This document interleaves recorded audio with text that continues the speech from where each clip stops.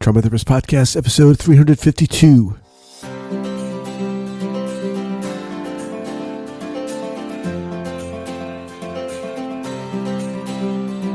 Welcome to the Trauma Therapist Podcast. My name is Guy McPherson. My mission is to raise the awareness of trauma and to help support and inspire new trauma workers through this podcast and my membership community, Trauma Therapist 2.0. Thanks so much for joining me today, and here we go.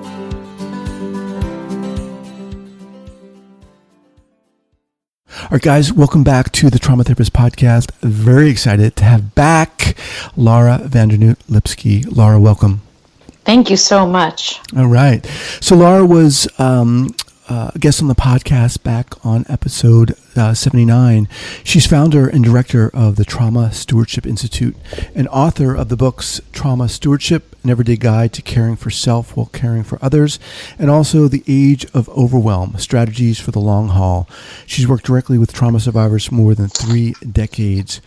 Laura's worked with groups as diverse as zookeepers and reconstruction workers in post-Hurricane Katrina New Orleans, community organizers, and healthcare providers in Japan.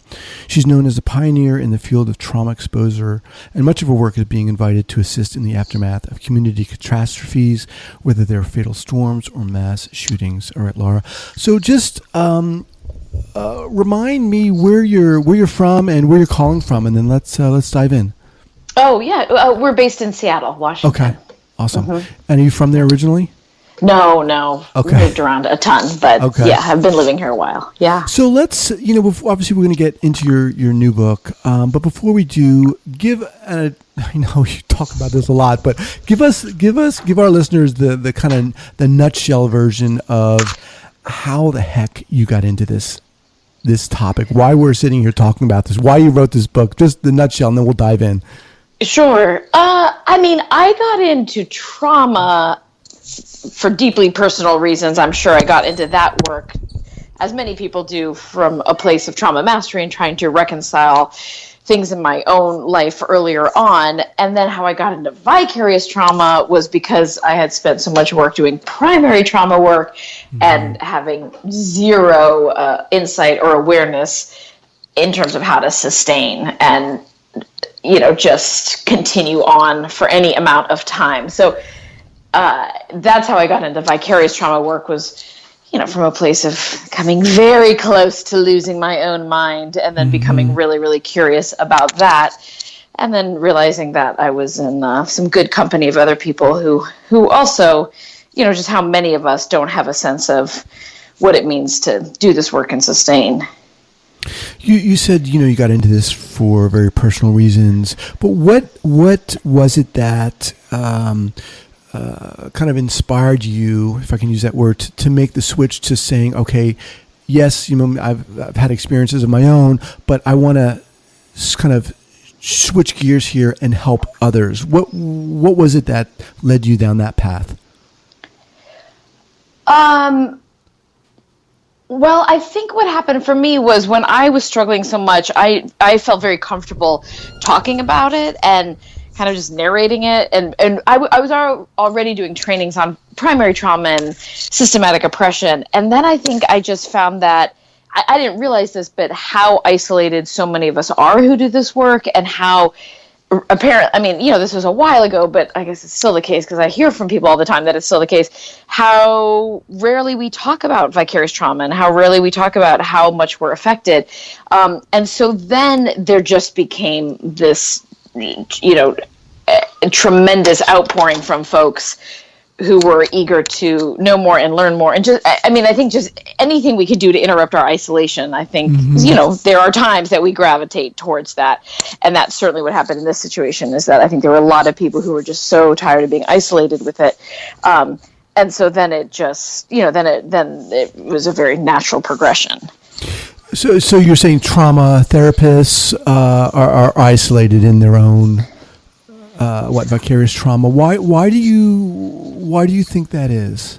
I think trauma therapists, and then, kind of throughout my career, somewhat stunned with, I feel like there's not a group I haven't had the privilege of working with, right? So from the military to trauma therapists, from librarians to school teachers, from journalists to doctors, from folks in the courts to, folks doing activism. I mean, it is such a wide tent. And then with the more recent work kind of on Overwhelm, it's that tent's even become wider because who can't relate to feeling overwhelmed? Right. And so to your question about the isolation, I think there's so many factors. I think very unfortunately, I think there's a tremendous amount of socialization. I mean, there's socialization of how we grow up, and with systematic oppression and the internalized oppression, what we feel it's okay to experience in terms of emotions and our emoting. So, I mean, there's just from very, very early on, so many of us experience a lot of this internalized oppression about what's acceptable just in terms of feeling and emoting. Then when you get a little bit older, then we look at, is the therapy field really conducive to us talking about our own struggles? Mm-hmm. Is the military conducive to that? Are police officers supported in doing that? Do doctors ever get to do? So then you just look at field after field, and I think certainly there's many fields that we all might have say, oh yeah, well, I mean, obviously, I mean, the Marine Corps, we don't imagine, but then it is, I mean, in terms of counselors and therapists and social workers and a lot of the fields that we might have some pretty high expectations for, that we would think we would be self-reflective, we would have some insight, we would have some contemplative practices. That is definitely not the case in general. So then I think you come into these fields and, I mean, counselor after therapist will say to me, I haven't gotten any of this training in my program.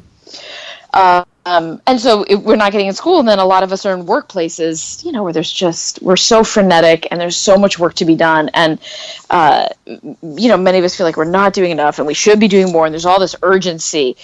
So I don't want to overgeneralize. It's just, I think many, many, many people across the board are not taking the time, and we don't there's not the structures, and some of us don't have the values in place to understand that this has got to be a part of our practice, is to have a contemplative element to it so we can really track how we're doing and where we're struggling and when we need a hand. So this is what you do at Trauma Stewardship. Yeah. And be a little more specific about what you do. Yeah. So, I mean, there's a number of things. One way I will spend my time is when really, really, really horrendous things happen in communities, whether that's in a community itself or in a school or in an organization, when, and that can be natural disasters to mass shootings when horrible things happen. I will be one of the people who is called in either in the immediate aftermath or, 1, 2, 3 years later when people are still completely annihilated and destroyed, and yet nobody's talking about it anymore, right? Mm-hmm. So that's one thing. I get to go to a bunch of conferences and work with a bunch of communities and a bunch of organizations, and that's really why. I mean, that's every conference you can imagine. I mean, in terms of who's doing what. With their work, being able to be invited in to talk about what gets hard for people to sustain. So not everybody's calling it vicarious trauma, right? And when you're working with folks who are working with HIV/AIDS or sex trafficking, they might call it vicarious trauma. And then when you're working with content moderators in Silicon Valley, they might call it something different. Mm-hmm. But having the privilege to work with all these folks who it's the same themes. You're being exposed to things, they're overwhelming, it's hard, it's taking a toll. It's taking a toll individually, it's taking a toll collectively. So then I get to do some education and raising awareness there. And then sometimes I will get called in to do some specific consulting, where organizations will say, our morale is a little bit low. We are struggling. And of course, there's always more to that. And so then sometimes I get to work with folks in a longer term capacity, both, in large group, or they'll break into kind of cohorts of, let's have our managers talk to you, let's have our frontline staff talk to you. But again, the themes are all the same in terms of like, wow, this is a lot, and we're needing help navigating this. What do you say to, like I said before we kind of started recording here, a lot of therapists listen. What do you say to the therapists, the survivors who are listening, who maybe are feeling isolated, maybe don't know what to do, maybe they're feeling shameful because they haven't talked about it? What do you say to them? Well, I think that isolation, we know this to be true with trauma. And depression. Isolation is one of the most harmful elements that I think we need to tend to. So I think one of the things that we try to talk with folks about is you are in such good company. You're in really, really, really good company along else who's struggling with this. So I think some is just trying to help get folks the information. What I hear from people all the time is, have you been in my couples counseling session? Have you been reading my journal? Have you been stalking me? Because I think folks get super unnerved where they're like, I thought it was just me. I thought I was the only one losing my mind. I thought it was just me who was avoiding my clients. I thought it was just me who lost my sense of humor. So once you give people even a little bit of, we have that visual of the trauma exposure response. But once you just talk people through a few things of like, hey, here's some things you might be feeling, that with anything in terms of anything, whether you might have diabetes or whether you're struggling with alcohol or whatever it is, when you understand there's a larger holding to this, it can just be such a relief. So I think one is simply getting people information of like, yeah, you and everybody else. This is, your situation. Okay. It's yours. And it's also, you're in shared company here. So I think that's one piece. I think the other piece is just help folks understand how many resources there are out there. And there's a lot of resources, and there's podcasts such as yours, and there's books available, and there's workshops you can go to, and there's tons of social media, and that could be used in a positive way. There's so many resources out there. And so I think helping people see just how much is out there. I think the other thing I try to do it in as intentional a way as I can, but because a lot of my work is getting called in when really horrendous things have happened, including, our colleagues committing suicide and including our colleagues being really unwell. And so I think the other thing I really try to urge people is to tend to this proactively and tend to it preemptively. And don't, understand that many of us are on borrowed time in terms of our own well-being, right? So really helping folks understand, like, you want to tend to this proactively, preemptively, and on your own terms. And this is not something you want to be tending to when you have, a Western medical doctor sitting across from you saying they're worried, right? Or somebody you're in a relationship with who you actually wanted to stay in a relationship with you, who's exiting out of that relationship. And, you really want to, understand that we're in such a reactive society. So many of our organizations and agencies and systems and the structures are incredibly reactive. So I think it still feels really countercultural to a lot of folks to do something proactively and do something preemptively. You speak with, obvious passion for this work. What is it, Laura, about you that, when you're called into these places after catastrophe hits, what is it that just gets, that you open up and say, okay, let's do this? What is it that drives you to be in that moment? That's a great question. I think I have had a life that has been blessed beyond measure in countless ways. And I have also lived through a significant amount of trauma. So I think understanding and being able to remember, just with life, there's so much you don't remember. And then there's those things that you just can't get out of your mind. And I have a lot of memories of, the 1, 2, 3 people who made a huge difference. What it was like when folks paused and took a moment, and that one thing that somebody said, and I think just creating some sacred space around all this. Again, I don't want to overgeneralize, and there's folks in the United States who do this better than others, but as a society, our country's not known for being awesome at grieving and mourning and slowing down and being reflective. So I think some of it is just trying to hold some sacred space around what folks are experiencing. And I think I feel very dedicated to that, knowing how much it meant to me when folks showed me that, from a very early age in my life. And then I also just, I think that I don't have any hesitancy sharing with folks how much I've lost my mind as a result of vicarious trauma, or what a trip I am as a parent, or I don't have any barriers to sharing that with folks in terms of there's I'm sure there's stuff that I hold closer in, but that stuff, if anyone can benefit from how haunted I've been, and just how out of my own mind I've been, if that can be of a benefit to anybody, I am so happy to share that freely, because I don't want that for other people. There's all this pain in life, but it doesn't, anything we can do to reduce suffering, then I would like to be a part of that. So if there's any of the sharing that I can do from my experience where somebody else is like, oh, okay, let me not get close to what she's got going on, then I'm very happy to share that. Yeah, thanks so much for sharing that. I think it's so powerful to have someone like yourself who, has that background, has that experience, and yet is willing to understand that a sacred space can be created around these topics. That is very powerful, because not everyone is on speed dial to be brought in when catastrophe strikes, right? There are certain people. Yeah. You're one of those people, and so I just really appreciate hearing your response to that. It's you're just willing to open up, and this is what it is. This is who I am. That is so powerful and so refreshing.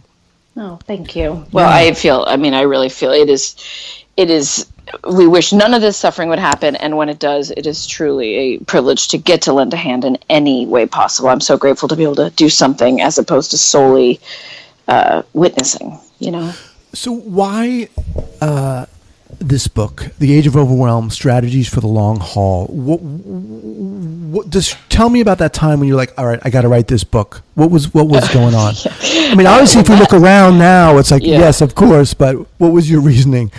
Oh, no. Yeah. Well, it's so funny. That time never came. It was similar, I'm sure, to when we had our first, I've no menopause has taken away so much of my memory, but I imagine in our first conversation that you and I had, I probably shared the story of how Trauma Stewardship came around, which was people asking me to write it for a long time and me refusing because I can't write, I cannot write. And then I went to New Orleans after Katrina, and people asked when I was leaving, did I have anything in writing to leave with them? I had nothing, felt horrendous, came home with a huge amount of collaboration. We put together that book.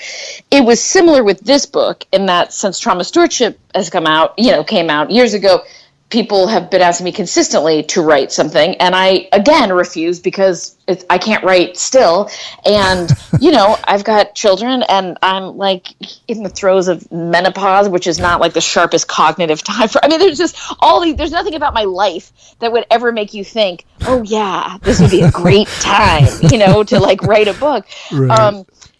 But then a lot of people asked, and I feel just with the work I do and how much I travel, there just was this look in people's eyes of a different depth of desperation, and a different depth and just a broadness of who I was seeing and who I was being asked to, come talk to. And so I just felt okay. And also, I as so many other people, watching just the magnitude of pain on our planet right now, ecologically and oppression wise, and everything in between. I just thought, okay, look, just that feeling every day, what can I do? What can I do? What can I do? How can I help? In addition to my career, but just, is there anything else I can do? I think the other piece was, I am around adolescents a lot, and my daughter knew several peers who committed suicide within a couple year period. And there was something about that experience as well, of just having that just sickening feeling in your stomach of, I don't know that this is going to get better. And I am the degree to which this is affecting young people. And things all came together, and I just thought, okay, I mean, clearly I will not do any of this alone. So Barrett Kohler, worked with us again, and my dear friend Julie McCann, who's an incredible editor and, just one of those people who can finish my sentences. So she agreed to come on board, and, we circled back to the New Yorker to make sure we get to have some more cartoons. And so then I was just like, all right, let me see what I can do here. And I mean, it was a challenge because while adolescents might find it the most boring thing they've ever read in their life, we really, really, really worked as hard as we could to have it be a book that would be relevant and meaningful for adolescents as well as kind of anybody in their adulthood. So that was something that was a push for us in terms of how do you make something interesting for adolescents that would also be interesting for folks later in their life.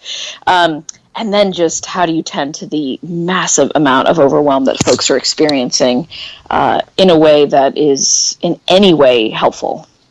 And so let's define overwhelm. I mean, obviously it's a very broad statement, certainly much broader than trauma. But how are you defining overwhelm? Yeah, I mean, not particularly clinically. I mean, how I talk when people are like, "What's up with the book?" I talk about, like, for anybody who's just kind of pausing in their life with that sense of, wow, this is a lot.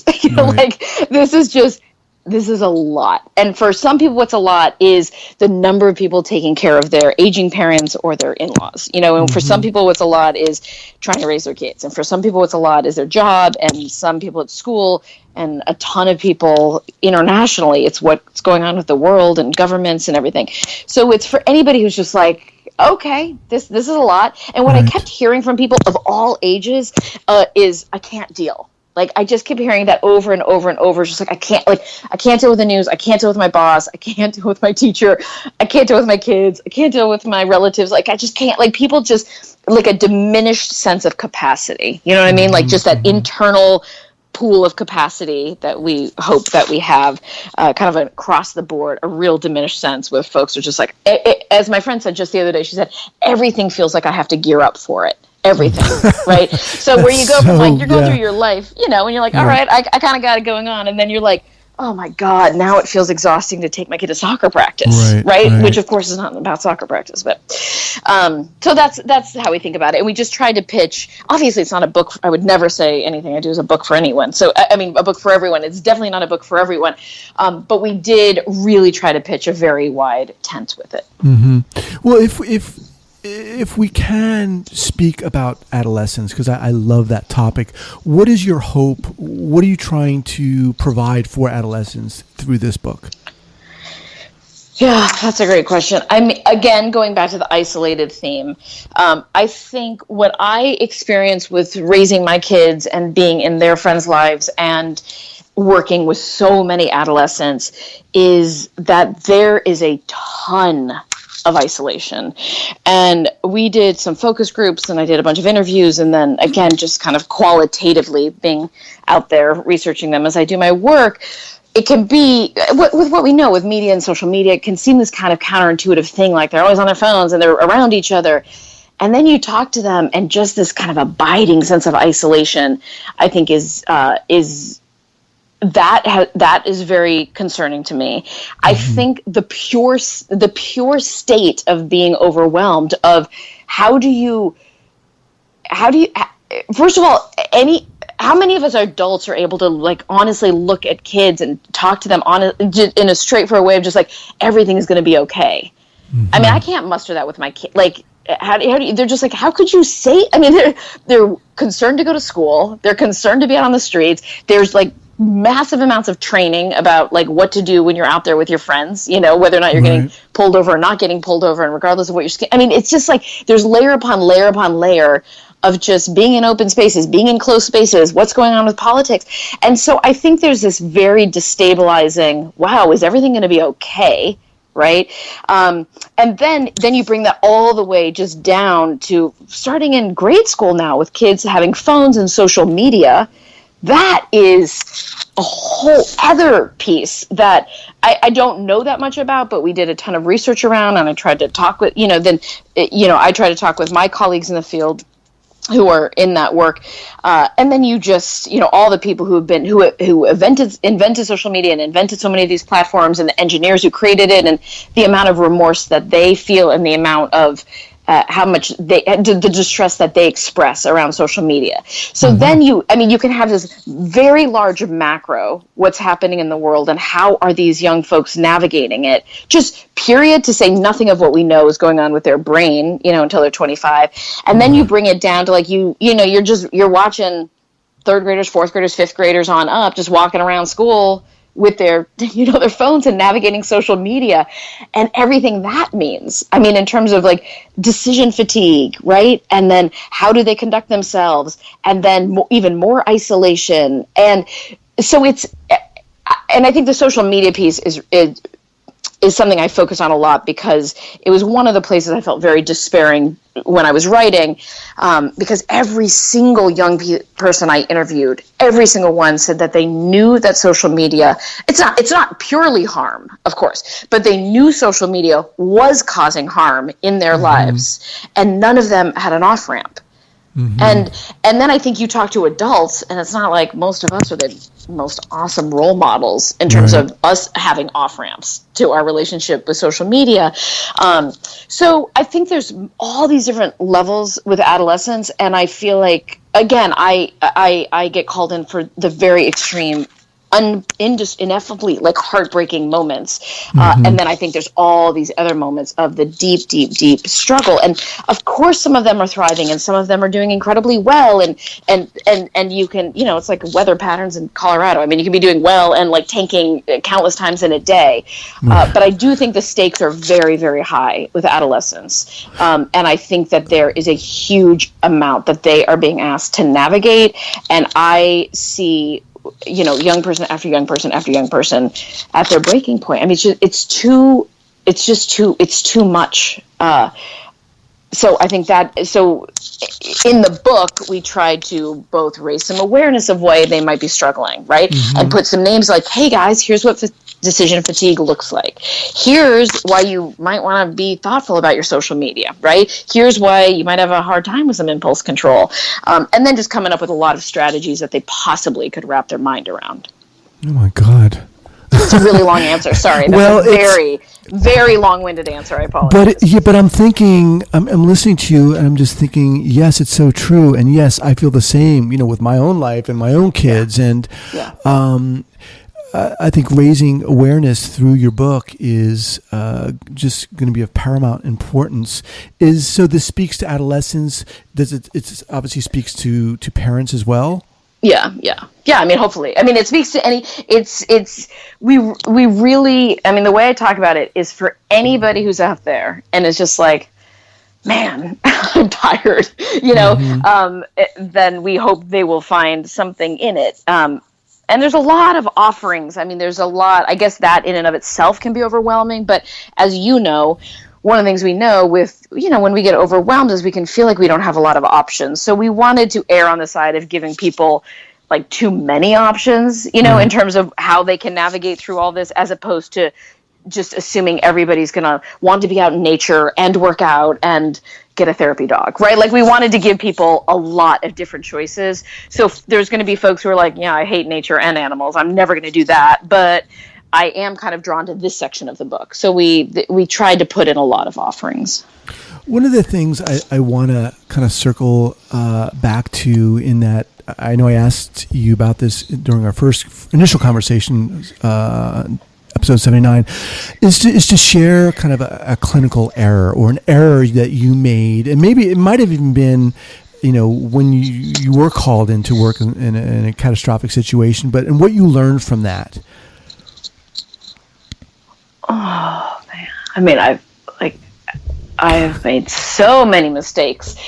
Okay, let me try to think of. I have all these themes that are coming to mind.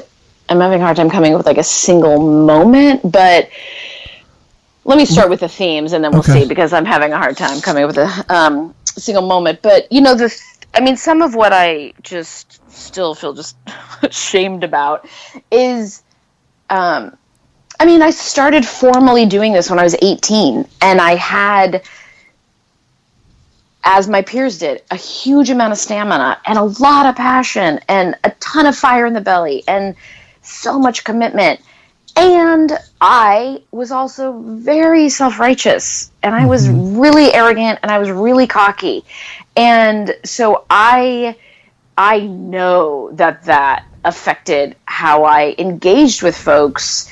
I think in terms of, particularly, I would say, the domestic violence work I was doing, where caring for the folks we were serving so much and knowing that their lives were on the line and the stakes were so high with their children and child protective services and everything. And there's a way that when you're really committed and passionate and intense and also cocky and arrogant and you're 18, 19, 20, there's a way, like, was I too dogmatic? Was I super rigid? Was I completely lacked any kind of humility around any? I mean, of course. I also was like, I hadn't been in a long-term committed relationship for decades at that time. I didn't have kids, so I didn't know what any of that. I mean, there's all these dynamics I didn't know about. So I do think back. And the other piece that you and I had talked about again earlier was the whole trauma mastery, where, so I know there was, it's when you're working with somebody and instead of having a relaxed scene, you kind of feel your jaw clench, and you're like, I thought we had an understanding. Like, I know there was elements of whatever I was trying to reconcile from my own past, interpersonal violence relationships, whatever I had going on that I was trying to work out. I know I did not have the awareness I should have had on any level, and I still feel, I mean, there's no excuse for that. I still feel very, very badly for that. And I know that is something that, it's probably part of the reason now, I spend a lot of time talking about do anything you can to cultivate beginner's mind. It doesn't matter how old you are. It doesn't matter how long you've done this. Try to foster some humility and just that approach to life of like, what I don't know about this is everything, while you're still being self-respecting, and you're still drawing on the wisdom you've gained. But man, beginner's mind, I think is something that, is of great benefit to most of us. Yeah, beautiful. I love that. Just want to remind everyone that I'm speaking with Laura Dernoot Lipsky, and the book is The Age of Overwhelm, Strategies for the Long Haul. That and your other book will be up here at the show notes page at thetraumatherapistpodcast.com. Laura, before we go, how about any other book recommendation, whether trauma related or not? Anything that's inspiring you lately or getting you going? Oh, well, okay. So here, I mean, it is my ability to, I'm embarrassed to say that my ability to sit and focus on a book, so I'm trying to, okay, so I don't read, I mean, anything I do, I'm going to listen to it, right? Because I'm going to listen while I'm on the road or when I'm doing, laundry or whatever, schlepping around. I feel like what the kind of theme that I've been on is any of these books, neuroscience, anything about neuroscience I've been very drawn to lately. And then there's been, I feel like, a few really great books looking at taking athletics and taking pushing yourself in athleticism, and not like a sport necessarily, but just pushing yourself in that and how it applies to the brain and how it applies to our life. That's those books that I know I have those queued up. And then the other thing I've been super into, which I didn't know the term. I mean, I know I've been learning about it for a long time from people, but is behavioral economics, and just anything I can kind of get my hand on lately in terms of behavioral economics, because I still feel like I wish I could support people more effectively in making the changes that they would like to make so that they have a more sustainable path in front of them. And I think that whole piece of what allows us to make effective and meaningful change is in our life, for our well-being and on behalf of others. I feel like that's something I still have so much to learn. Yeah, well, I'll link some of those up here at the show notes page. Okay. Laura, I want to thank you so much for doing this. Obviously, I mean, you're just so damn passionate, and you're funny, and you're just,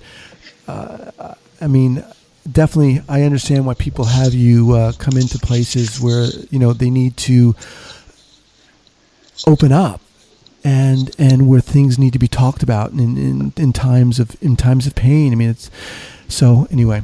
I love doing this. You're very generous. Thank you. I really appreciate you having me back. It's so nice to get to connect with you again. All right, we'll be in touch. Okay, all right. Take good care. Thank you again. All right, bye-bye, Laura. Okay, take care. Bye-bye. You know how deeply trauma impacts your client's mind, body, and emotions, and how difficult healing can be.